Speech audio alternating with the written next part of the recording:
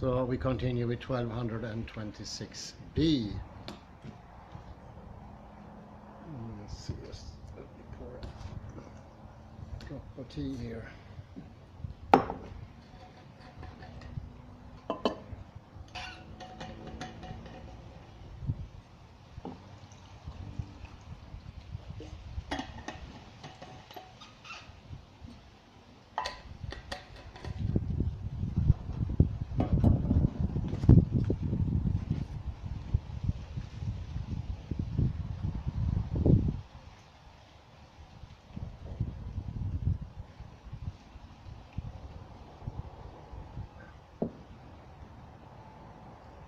So we were into the foundings of Gesink, Jernman and Meyer, which according to the authors may serve as replicators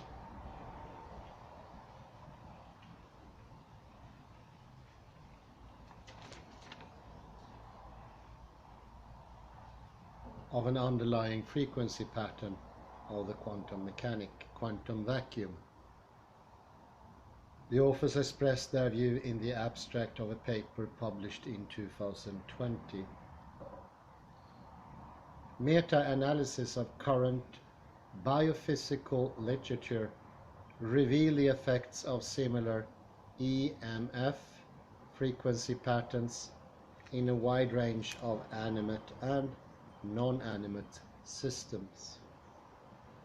Being of relevance for the areas of biophysics, brain research, as well as for the mechanisms of biological evolution. As to the latter aspect, the potential role of coherently structured water is treated in relation to the generation of a primordial biofield that is seen as instrumental in the partially guided creation of first life.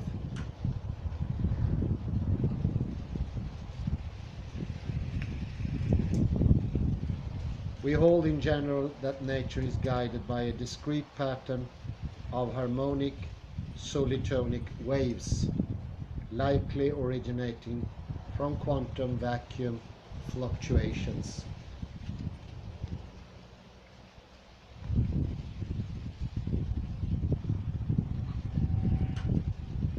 Derived from an immanent zero-point energy, superfluid quantum space.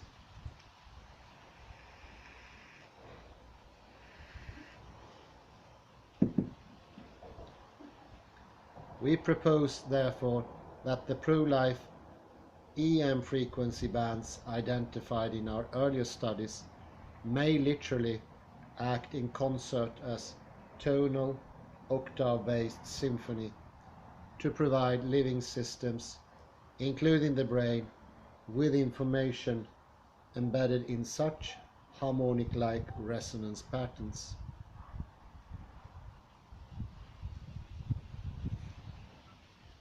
In a paper, Water, the Cradle of Life, the authors draw systematic conclusions about the coherent frequencies in water as the basis for cellular life processes.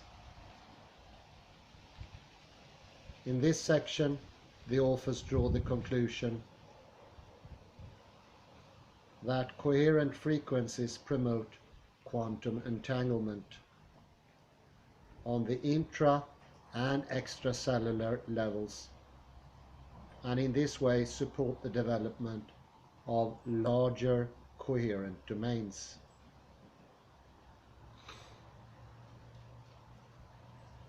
By their positive influence on the degree of entanglement on cellular level, coherent frequencies can also be instrumental to harmonize the information field of the cells.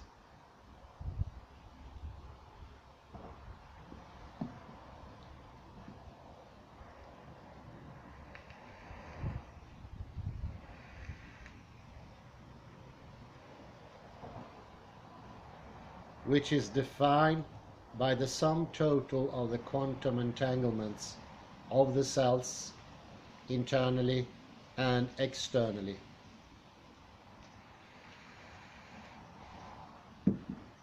The degree of the cell's internal and external quantum entanglement is an indicator for their ability to communicate with other cells, and the degree of internal communication of its part and components like the DNA, mitochondria, or organ or cell organelles.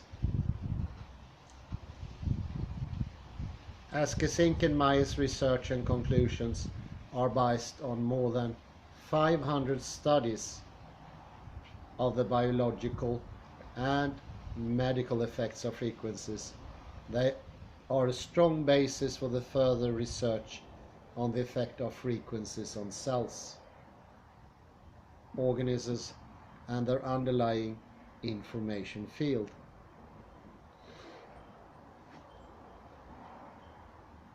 Meyer and Gesinck understand the coherent frequency pattern to be resonance frequencies from the underlying quantum vacuum.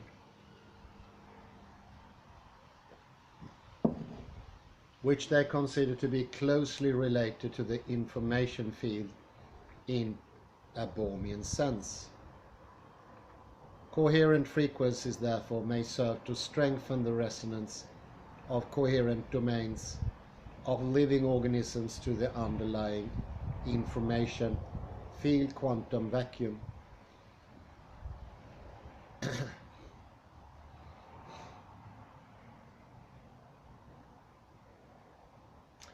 Meyer and Gesinck's research supports the assumption that the octave principle of harmonics may be applied to coherent frequencies also.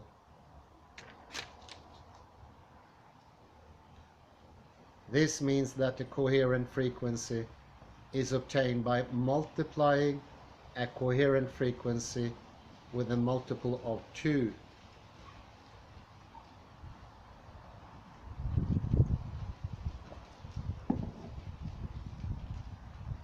In the second part of this paper,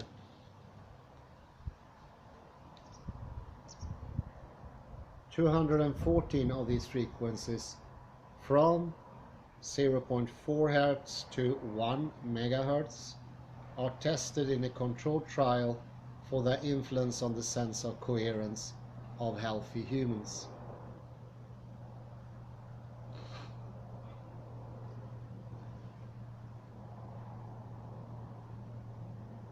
The information field in physics and biology.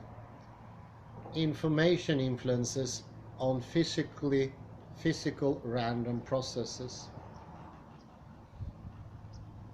2 decades of Princeton Engineering Analysis Research Laboratory and an anthology of selected publications collects the research papers of Brenda, June, Robert Jahn on conscious effects on random physical processes at Peer Lab at the University of Princeton. The result of this research, concluded in meta-studies, clearly indicates that physical random processes based on open quantum processes can reflect intentions and other mental qualities. Random physical processes can also be influenced by related emotions by the intention of the experimenter. Roger Nelson, a renowned psychologist, as the director of the Physical Peer Lab at Princeton, conducted his own research in the Global Consciousness projects, measuring the effect of global happenings on the frequency distribution of a large network of up to 80 physical noise generators all over the world. Nelson correlated the temporal development of the deviation of the total noise data from its expected value with selected significant events such as the terrorist attacks of September 11 or the fatal accident of Lady Diana.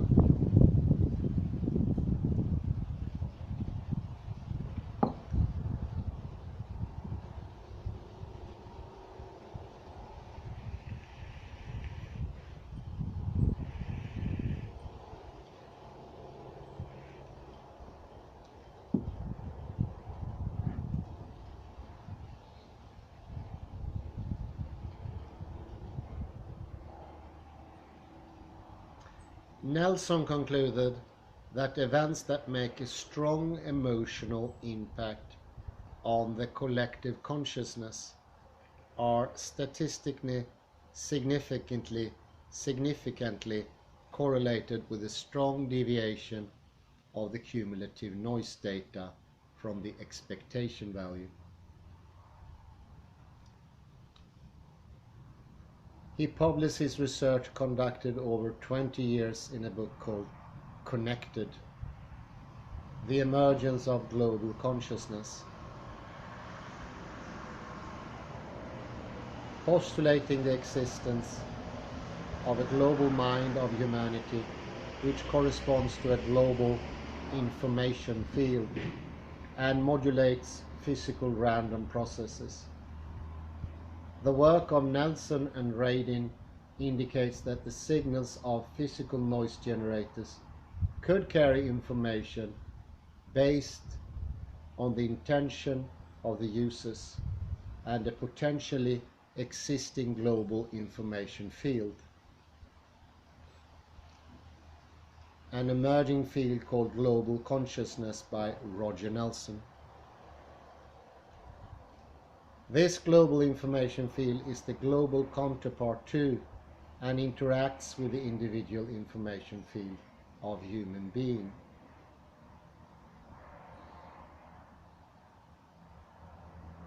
The influence of conscious intention was also confirmed by the work of the German scientist Helmut Schmidt, whose experiments, partially together with Henry Stapp from Harvard University, are published in numerous scientific articles. From all this research, it can be concluded that the global information field and the individual information field through generalized quantum entanglement can transfer information between the individual and the collective on the electrical signals of physical noise generators based on quantum processes. In the proposed bioenergetic process, this information is used to pick up frequencies for modulating the microcurrent. Frequencies in this way acts as a language to transfer holistic quantum information to the individual's information field. And the individual's information field is the sphere that I've depicted sometimes on the whiteboard. It is exactly, it goes into the upper part of the head, through the head chakra, goes all through the body and out of the lowest chakra situated close to the end of our body, at our end here.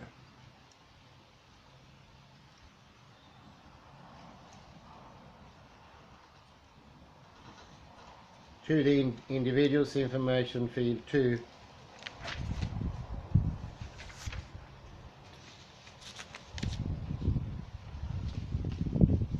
To increase its coherence and connectedness to the global information field. So we have 3 levels, and it's oddly enough very close to how it's depicted in Samkhya philosophy.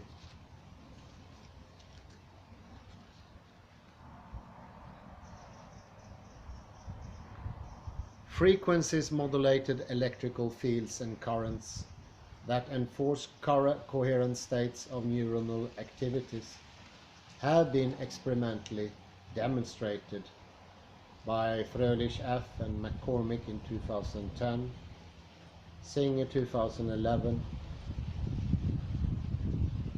These coherent states of neural firing produce an electrical field that has been identified experimentally as the seat of consciousness. In return, these electrical fields influence the neuronal activities and create pressures on them to develop in certain directions. Frequencies inducing coherent states of brain activities to act as catalysts for information transfer between neuronal structures, electrical fields, and consciousness.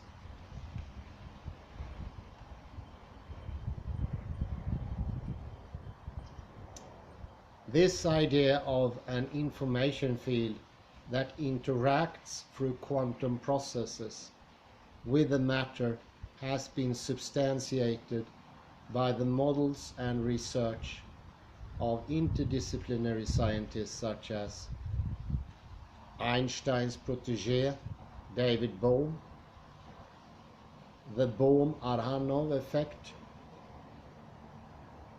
works of Stanford professor William Tiller, experiments of Roger Nelson, evolution biologist William B. Miller, Russian cosmologist Nikolai Kozyrev, German physicist and Heisenberg student Burkhard Heim.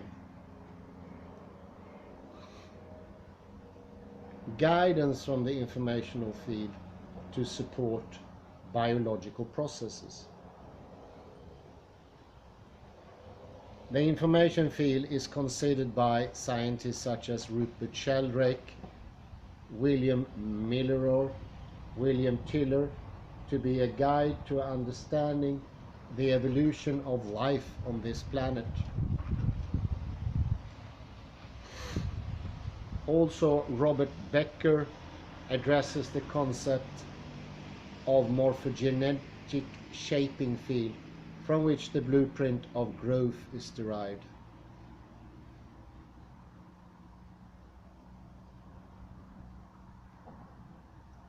These electrical fields, according to Becker, contain all information about the development of life.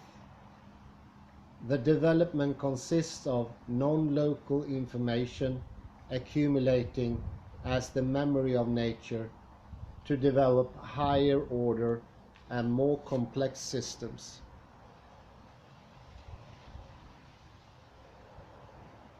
According to this model, each local change, development and evolution is stored dynamically in the information field in order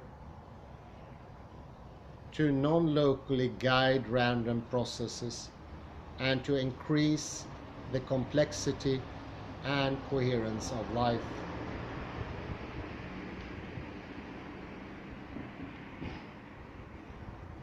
The existence of such fields does not conflict with quantum theory and even suggests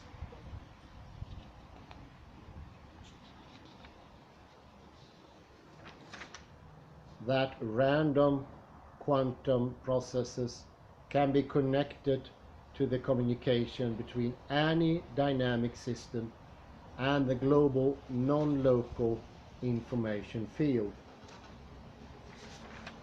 And there's a footnote number 9 here which is quite interesting, and I will try to read it.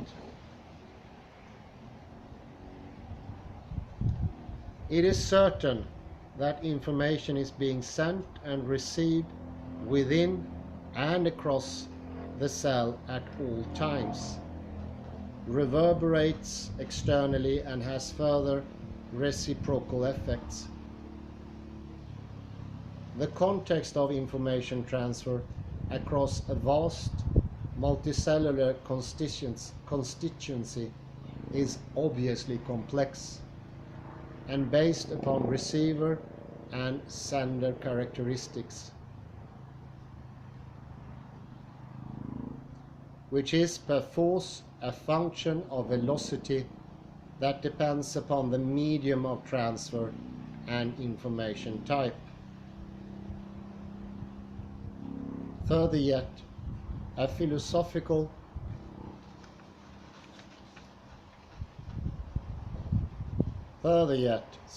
great deal of it might be regarded as noise.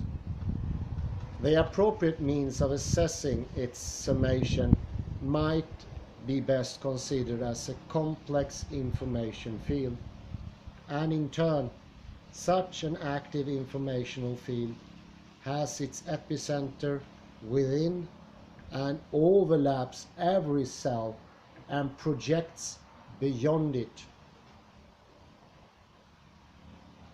This is simply analogous to the more familiar concept of any cell having its own energy field that consists of its gradients and fringe effects. In the case of an information field, it is the summation of all the sources and receptors of information within the cell and extends outwards into the external environment.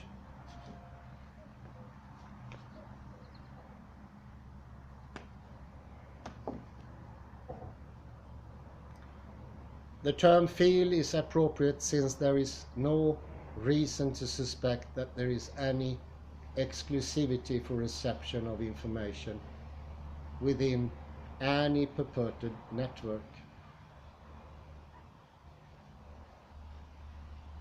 Some players might be privileged based on field effects, that is amplitude or frequency, but it is likely an open system, more like a broadcast than a direct line.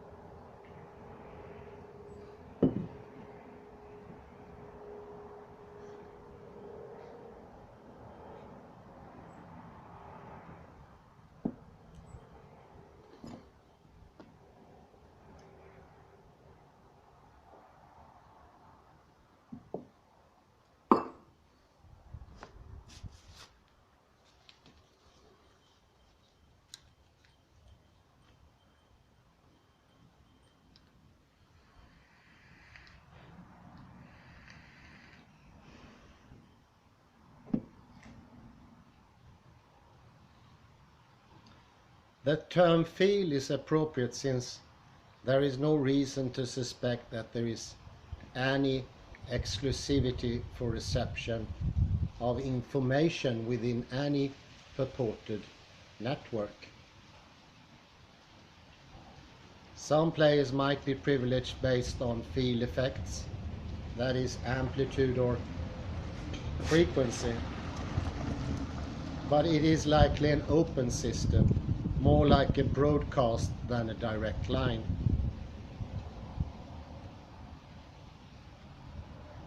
Any concept of a pervasive information field can be easily reconciled with self-awareness. It is an actualization in biologic terms of an informational set. Within this definition, it rationalizes the non-intuitive requirement of cellular boundaries toward purposive self-awareness. The cellular boundary delimits the informational field, shielding it from some distortions or deformations caused by external environmental variables and adjacent cellular feed effects. The cell membrane creates the environment in which the integrity of the information field can be protected and coherently projected. Therefore, our typical biological frame of reference of material form can be redirected towards a larger concept of information space. Nota bene here, space is as its basis information. To think of space as an open field with objects in it, it's clearly Aristotelian/Newtonian, and it will lead your thinking away from understanding quantum mechanics. In quantum mechanics, information is foundational. Materiality is only derived. And as I said in the earlier lecture, it's almost impossible of not thinking of information as representing something in the world. And I think that is the stopper for understanding of quantum mechanics. As long as you think information is about something, or representing something, or tells you something about something else, then you have fundamentally misunderstood quantum mechanics. You're very wrong. And I am there now, I would say, to 60%. It takes training, and it's a bit scary also. And when you grow up, you always think of information as information about something.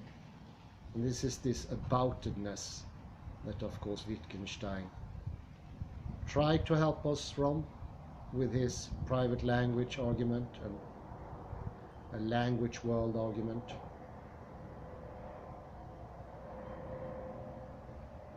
Both methods are very effective when they are put in combination with quantum mechanics.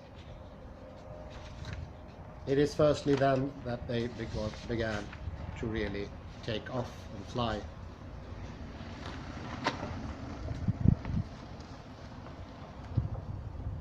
In this model, the collapse of the wave function is not a purely random effect, contradicting the designers of quantum physics such as Albert Einstein, Erwin Schrödinger, and de Broglie. Rather, it bridges the gap between the Unitarian development of the wave function and the seemingly meaningless collapse of the wave function. In the model of the information field, the random quantum processes like physical noise generators express the effects of the information field and of intention and consciousness.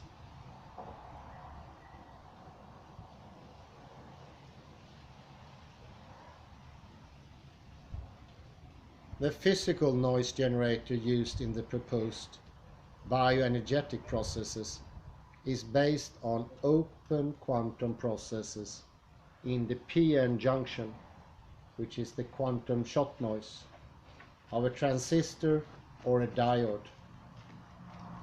Even thermal components of a p-n junction noise are ultimately caused by quantum events. The quantum nature of this process increases receptivity for quantum entanglements. In a paper published in Physics Today by Bienacker and Schoenberg, the authors state that the noise is the signal was a saying used by Rolf Landauer, one of the founding fathers of mesoscopic physics. What he meant is that fluctuations in the time of a measurement can be a source of information that is not present in the time average value. Therefore, a physicist may actually delight in noise. noise, a physicist. The principle of information pattern analysis in physical noise signals used in the proposed bioenergetic process for information field analysis is based on this assumption.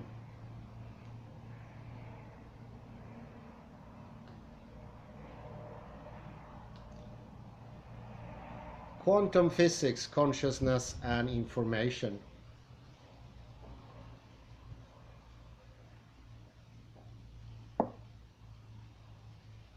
Quantum mechanics includes both the knowledge of the observer and the observer's knowledge-acquiring actions. Thus, an observer's intentions can influence physical behavior, as Descartes suggested. Following the ideas of Werner Heisenberg, John von Neumann, Alfred North Whitehead, Eugene Wigner and others, Stapp developed a theory of human consciousness as a process. Von Neumann and Wigner argue that the collapse of the wave function in any measurement process depends on the actions of a conscious observer.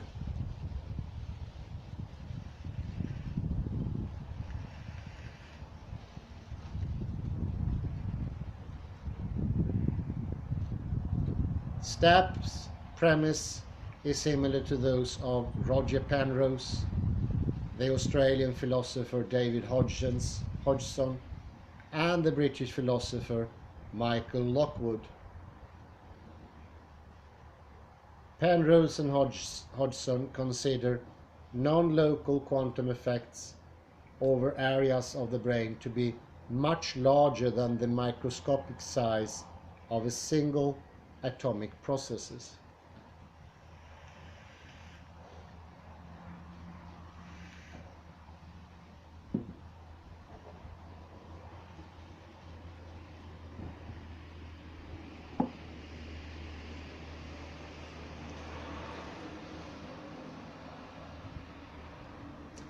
All these researchers explores the implication of quantum mechanical non-locality that were first made famous by the 1935 Einstein-Podolsky-Rosen thought experiment. When he first presented his conclusions regarding quantum mechanics at the 1927 Solvay conference, Einstein had worried about non-locality in the collapse of a single particle wave function. Stapp's unique contribution to the free will problem is his claim that the observer's free choice of which experiment to perform, combined with the quantum Zeno effect, very important, allows the observer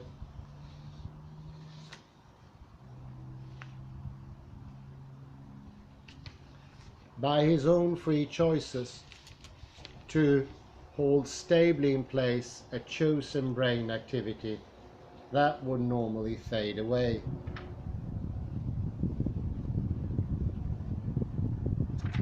In his book Mind, Matter and Quantum Mechanics, Henry Stapp states on pages 271,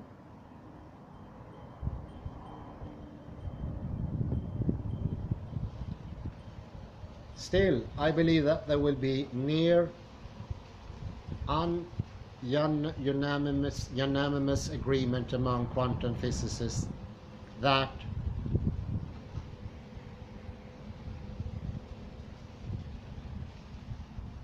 to the extent that a rationally coherent conception of physical reality is possible, this reality will be informational in character, not material.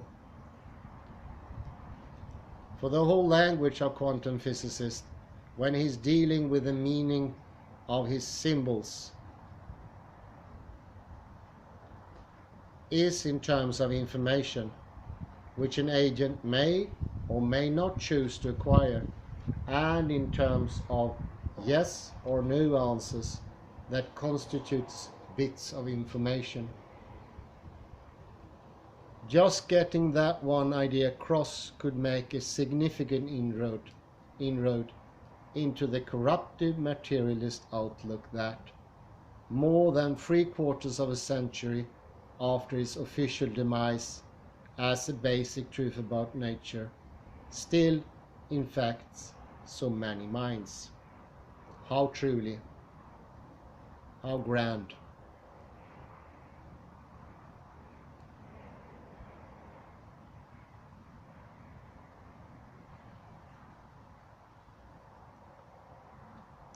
Henry Stapp's significant contribution to the discussion about the interpretation of quantum physics, which he arrived at in agreement with physicists such as Roger Penrose,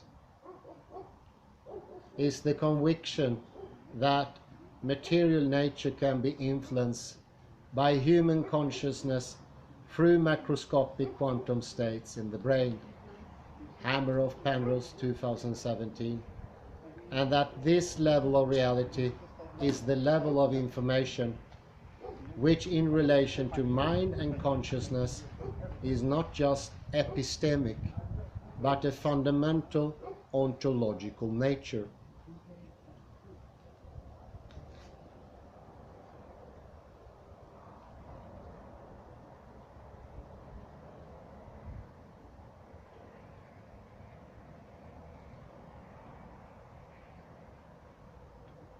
This is called the informational field.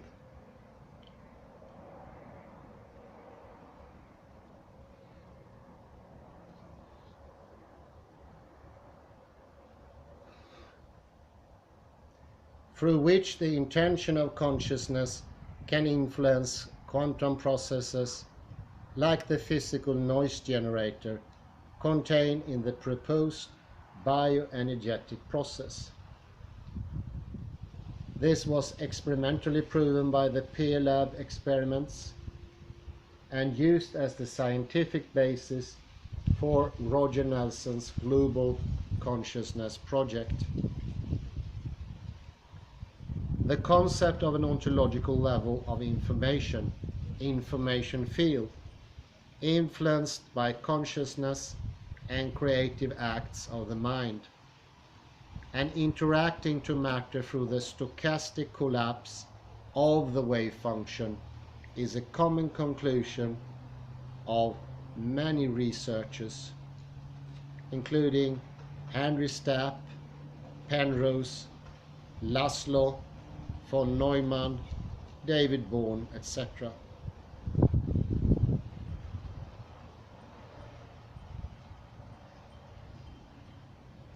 In this way, the concept of a field of information or information field has a solid scientific basis as the next step beyond the limited and naive belief that physical nature is purely ruled by random processes, and that consciousness is not a fundamental ontic reality that has no effect on matter.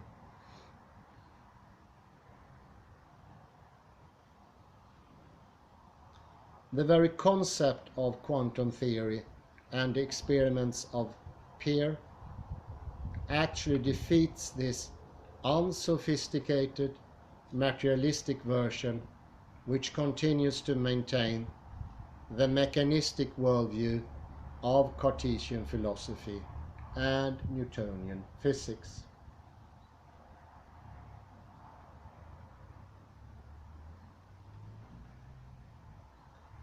Information field control frequency applications.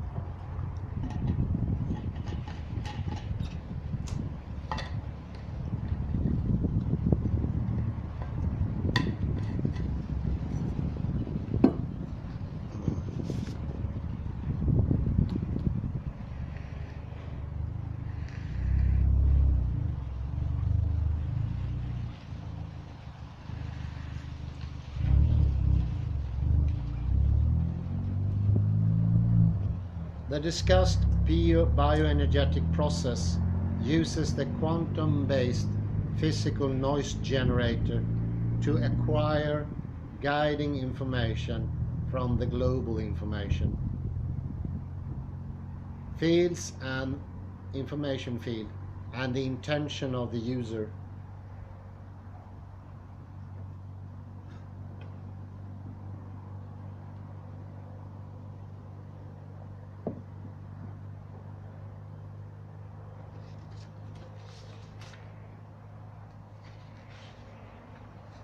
To select a dynamic sequence of frequencies to guide the bioenergetic process towards strong bioenergetic potential, balanced distribution of energetic levels of the matrix surrounding the cells, and the order coherence of the whole bioenergetic organism, the body-related component of the individual information field.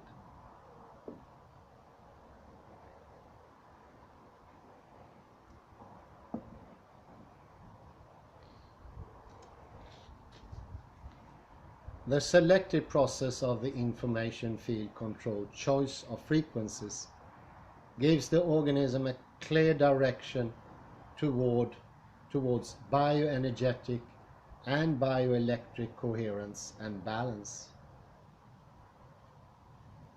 According to the WQT, the weak quantum theory, all the parts of the global system are quantum entangled and form a wholeness of quantum inseparability.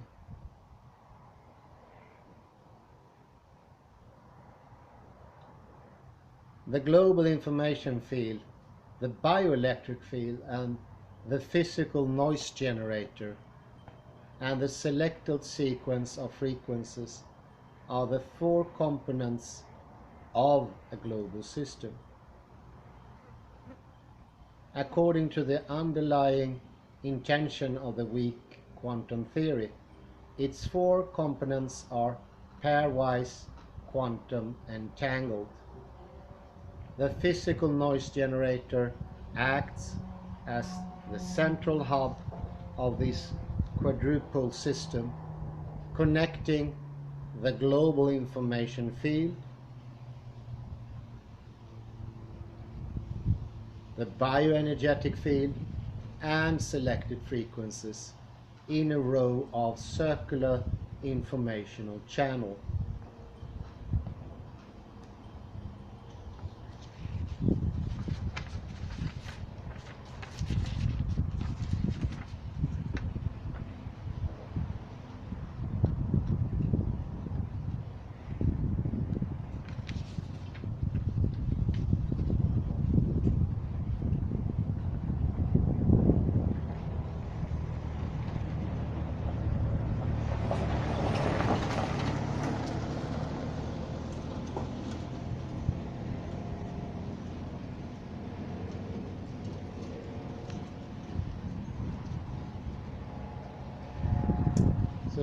Interesting footnote here I'm gonna add here, and it's a model proposed in Jan and Dunn in '86 takes the position that reality is constituted only in the interaction of consciousness with its environment, and therefore that any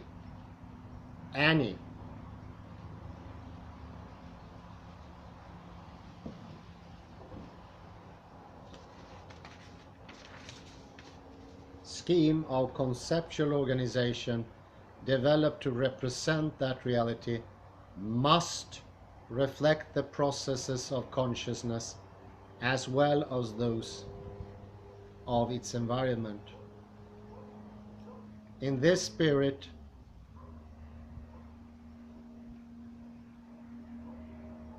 the concepts and formalisms of elementary quantum mechanics are appropriated via suitable metaphors to represent the characteristics of consciousness interacting with its environment.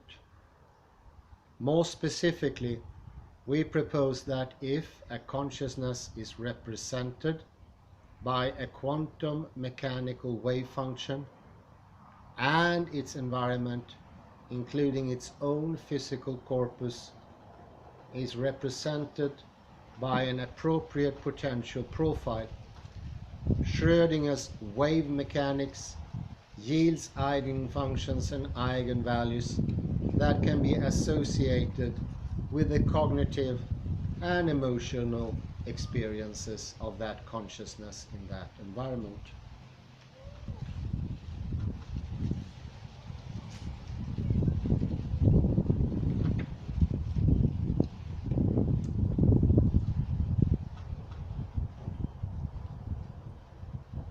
One, quantum entangled components of the global system. Analogous to Harold Wallach's explanation of complementary medicine processes by the weak quantum theory, two generalized quantum entanglements occur here, which are coupled in such a way by a classical process of information transfer that quantum teleportation of states can occur throughout the process.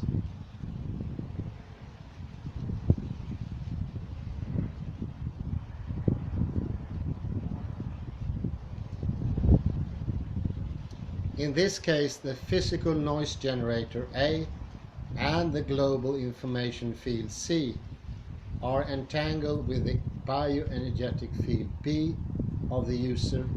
The letters A, B, C and rota are classically used in the context of quantum teleportation.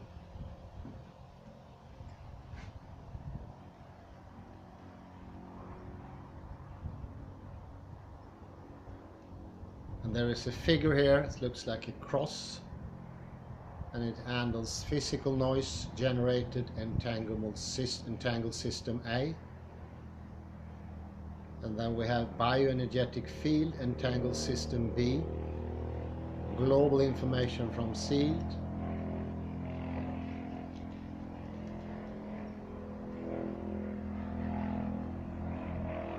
frequency sequence, classical information frequencies generated rota. And this is called the double quantum entanglement in information field control frequency therapy in relation to quantum teleportation.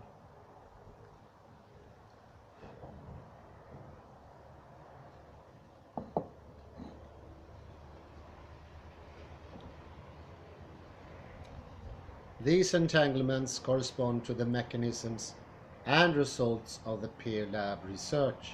Thus, the pattern of the global information field C as intended for user 2 can be transferred to the bioenergetic field B of the user under one condition.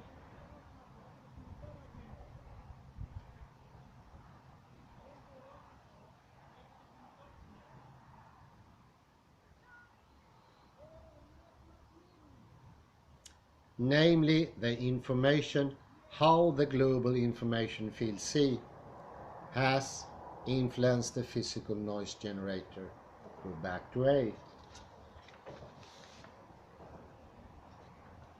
And fifth is transfer to the bioenergetic field of the user in the classical way, that is, via the selected frequencies, rota 1.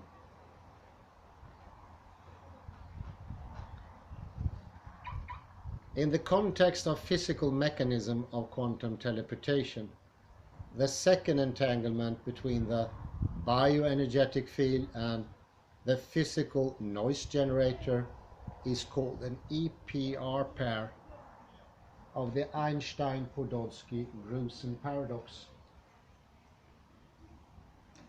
And the first entanglement is called Bell measurement.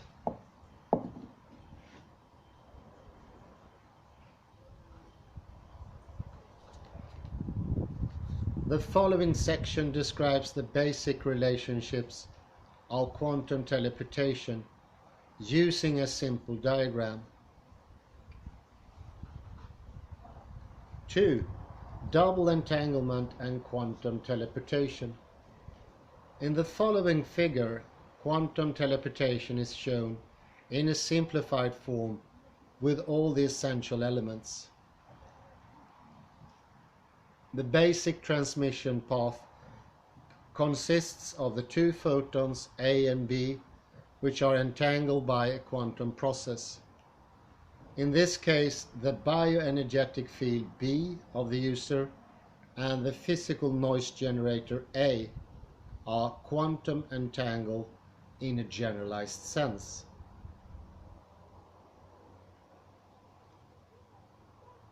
This entanglement corresponds to an extended application of the peer effect.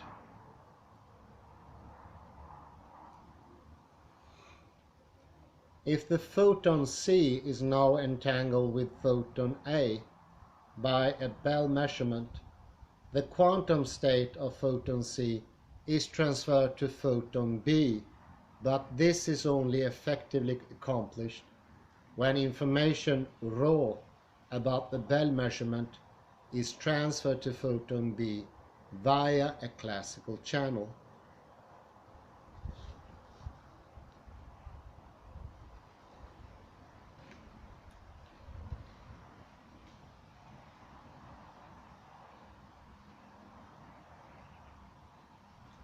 A Bell measurement does not provide information about the quantum state of the two photons A and C, but provides information about the Bell state, containing information about the global state of both photons as a whole quantum object. Here, parts of the information about the individual photons remain hidden. In this measurement, both photons are entangled. In order to recover the information of the original photon C during measurements of photon B, the information about the Bell state of the AC system must be transferred in a classical way, that is row 1 to decode photon B. In this example, it is done by applying frequencies determined by the physical noise generator to the bioenergetic field of the user. The third section, double quantum entanglement. In the information-controlled frequency therapy, the physical noise generator technically has the task of selecting frequencies that currently have the strongest resonance with the bioenergetic field of the user, according to the influence of the global information field at a given time.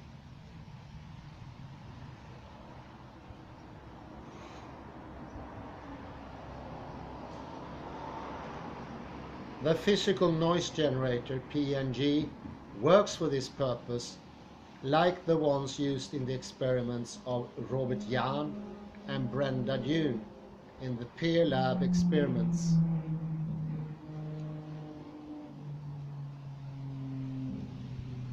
The extensive research of Roger Nelson on the use of PNGs in relation to the global field of consciousness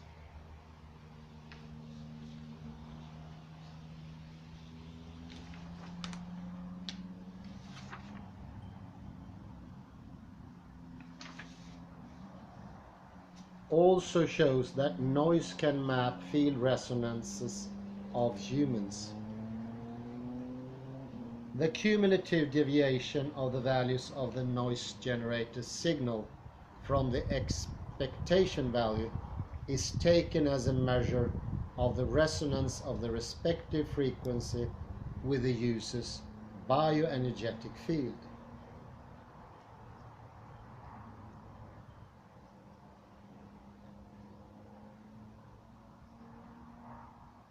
The correlation to the individual frequencies available for selection is established by loading them successively into the RAM memory of the process, whereby the entropy change of the physical noise is measured in each case. In generalized quantum teleportation, this measurement corresponds to the Bell measurement between the input system C, which is the global information field, and the physical noise generator A, in the sense of a pair correlation measurement, and thus to the generalized entropy measurement. Likewise, there is a relation between the physical noise generator A and the user's bioenergetic field B, analogous to the pair correlation, which is the second entanglement or EPR pair. Through this generalized entanglement, the noise becomes a representative of the user's field to create resonances to the global information field.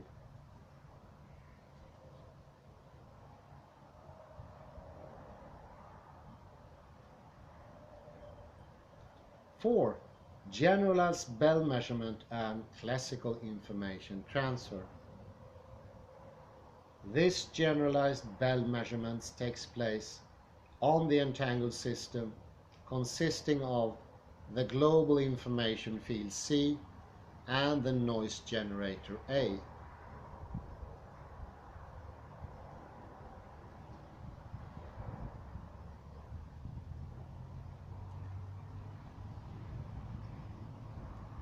The connection between these two components is mediated by the pair effect.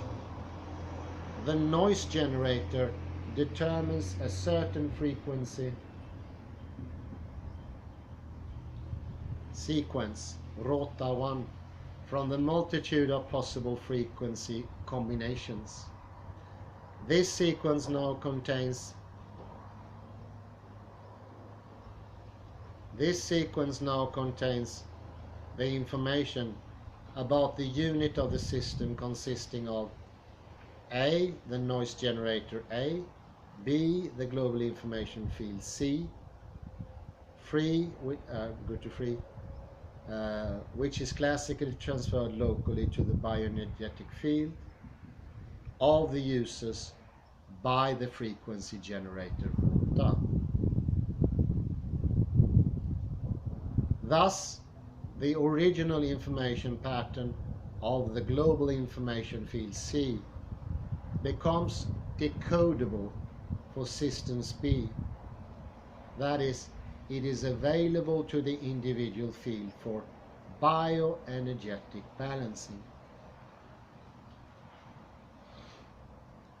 This specific quantum information of the global information field C is transferred to the bioenergetic field B, and in this way it's mediated by the frequency sequence rota.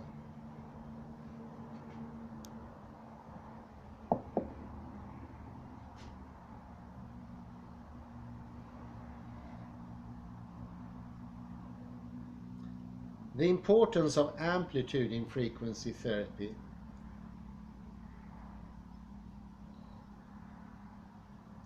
The influence of the amplitude of the applied frequencies on the described effect has not been researched in detail. Under certain circumstances, the reduction of the amplitude could be compared with an increase in potentiation, dilution, in homeopathy, so that with low amplitude, a shift of the effect from the physiological to the quantum field occurs.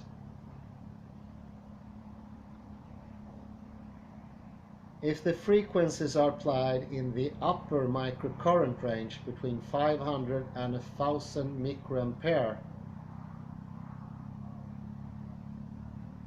it is to be expected that the classical effect of microcurrent therapy will overlap with specific frequencies on the bioelectric milieu in the body.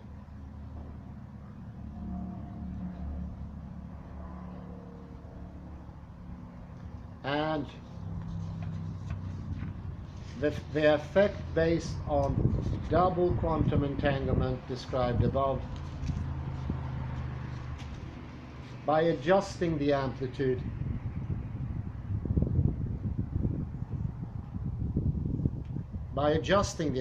it might be then possible to regulate between the two types of effect. This needs further research. Reversing the direction of entanglement as an alternative mode. Frequency therapy controlled from the information field. Let me move a bit more to the sun.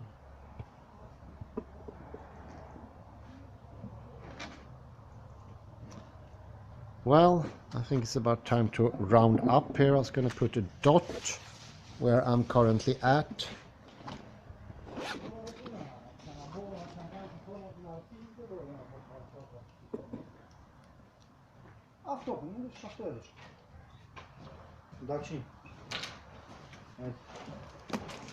So just to conclude, here we have a magnificent evidence against the Maudlin effect.